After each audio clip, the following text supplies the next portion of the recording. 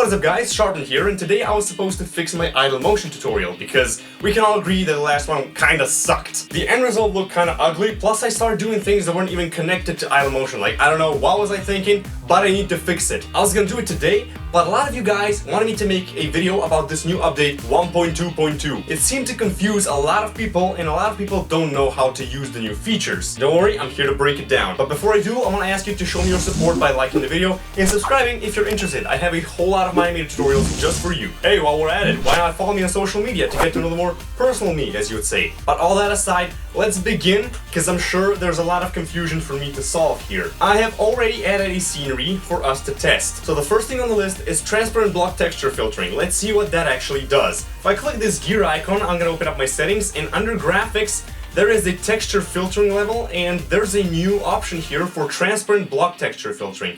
Let's see what that does. Regularly, I have it on 5. Let's see what happens when I decrease this. Notice the grass? The faraway blocks get blurred. This is here to make it more realistic, because we as humans do not perceive faraway detailed. If you turn this off, everything will be chiseled sharp, but if you turn it off, the faraway textures will blur. Now if we hop on here and turn on this transparent block texture filtering, not much changes, right? Well, let's turn this down and notice the trees and the grass and how it affects those. The transparent blocks, which are the leaves, are not going to be filtered. They are kind of blurred and you can see through them. That solely depends on the effect you want, because this here wouldn't look too bad, but if I turn this up, also wouldn't look too bad. This is simply due to your preference, like if you want filtered textures or non-filtered ones. Next feature is a feature that confused a lot of you actually, and it's called Desaturate Night. So if I open up the background settings and make it nighttime, there's an option that says Desaturate Night, and you can also set the amount by which you want this desaturated. There's not much changed, even if I turn on the high quality ring. Hop down here and change the night colors to be, let's say, bright red or something like this. Increase the amount, you can see it better. Basically, this desaturates the night. What is interesting about this though, if I add a point light, the light colors everything. So basically, what's inside of this light has color, the surroundings do not.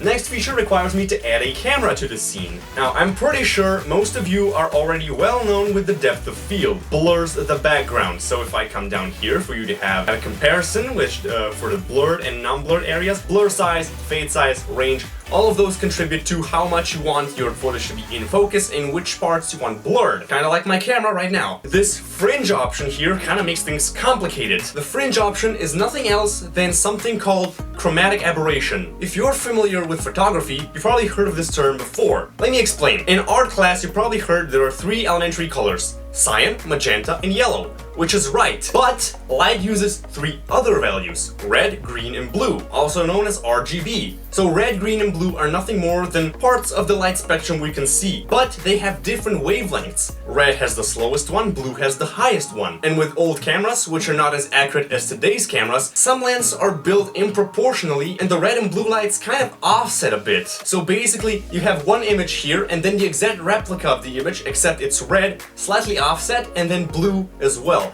This is what's happening here. If I put the offset to 0%, you will get a regular image. Now let's offset the red. What happened? If I take a look at the clouds, the red is now being offset. Let's mess with this value here, and this basically determines in which direction the offset is going to happen. If I rotate around, you kind of see what's going on. This is basically the red value of the image being offset from the other 2 values. Only together, when all 3 values add up, you get normal colors. So basically, you can determine in which direction red, green, and blue will offset, as you see here. This is how chromatic aberration looks like in real life in most cases. But this feature is animatable. You see, the chromatic aberration is moving. So if you want to make like a glitchy scene with a lot of weird effects, this is now a possibility. The next effect added was the effect under color correction, and it's called color burn. By messing with this option, you will basically change all the colors on the image on a very funny way. It says red, but the sky is purple. Let me break you down how this works as well. By changing the color of your color burn, you're basically adding an overlay image to the footage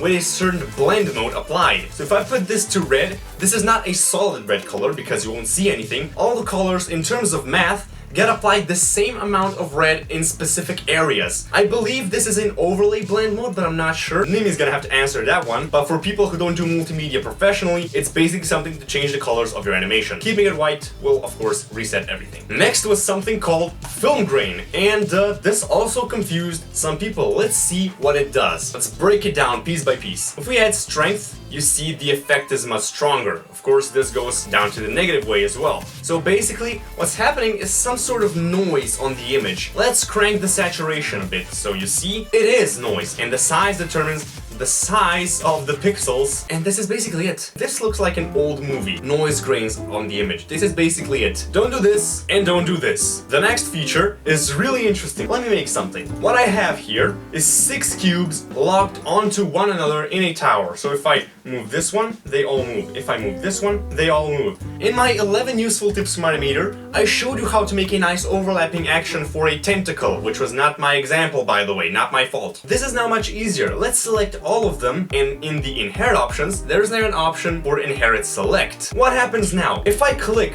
the first cube, they all get selected. It's basically like before, I had to drag select all of them. You can basically now only select the first one, and now they're all selected. So let's make a short overlapping action animation here. Of course, it's not real overlapping action if the actions don't overlap.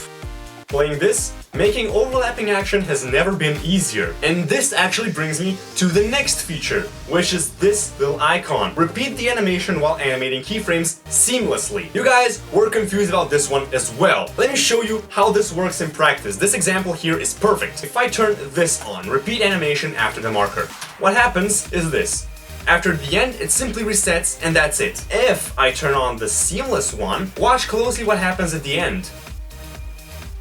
It doesn't stop, but it transitions back to the first keyframe. So it's seamless, it's an endless loop. It never stops. The animation was never really over. It kind of just transitions to the first frame and then it resets again. It's basically like one long keyframe. Like all of the last keyframes were positioned back at the beginning, and this whole thing would be looping seamlessly forever. This is the difference. Next thing that was added was the, hold on, interface color option for viewport object highlight. If I select my scenery here, you see a white outline. Yes, you know where I'm going with this. If I open the settings again, go to interface, and down here, there's a viewport selection. Let's make it red. The outline is now red. You can customize what kind of outline you want your objects to have. Now, what was also changed was the banners. Let's try to add one. Adding a special block, you can find a banner. Nothing new, right? But now it has a new variant. Standing or on wall. So basically have this stick be here or just hanging from the wall. What is also new is the open editor button. And now customize the banner. Click on this layer which says background and select what kind of background you want. Let's go with an orange one. And now click this icon to add a new layer. Select the color up here, purple, and it's gonna be this thing. I add a layer to my banner. Let's add a new layer. Oh, what now? I want the green sphere to be under the creeper. Yeah, no problem. Just click this upper arrow to move it up a bit, and you can basically customize your banner all you want. Next, click OK, and this is your banner. If I click Create, this is the banner I've created. You can now make your own banners, plus banners from your worlds, which are imported with Mine Imator, also automatically load. The art on the banner will load from your world, so basically, it's banner friendly. Now, rotation points were also fixed, so banners now have a rotation point in the ground here. And if I add the wall banner, wait a minute. This doesn't seem to be the case. This rotation point is still kind of offset. I don't think this is supposed to be like this. So Nimi, found something for you. This one, though, wait. The stand and the wall banner itself, yeah, those are kind of offset, so yeah. The final feature regarding Mine Imator, in the newest version that is when it loads up. So when you open it up, it will display which blocks are currently loading. It's basically just some fun display to see what the program is doing. Now that's it for me in this video. These are the features now available, and after that interview with Nimi I posted, I think we can expect a lot more in the future updates. I'm all about it. The next video is really going to be about idle motion. No postponing. It was voted and it's been postponed for a while. Here's a picture of the poll if you don't believe me. It's been there for a while. I have to make it. But anyways, thank you for watching. Hope you liked the update and stay sharp.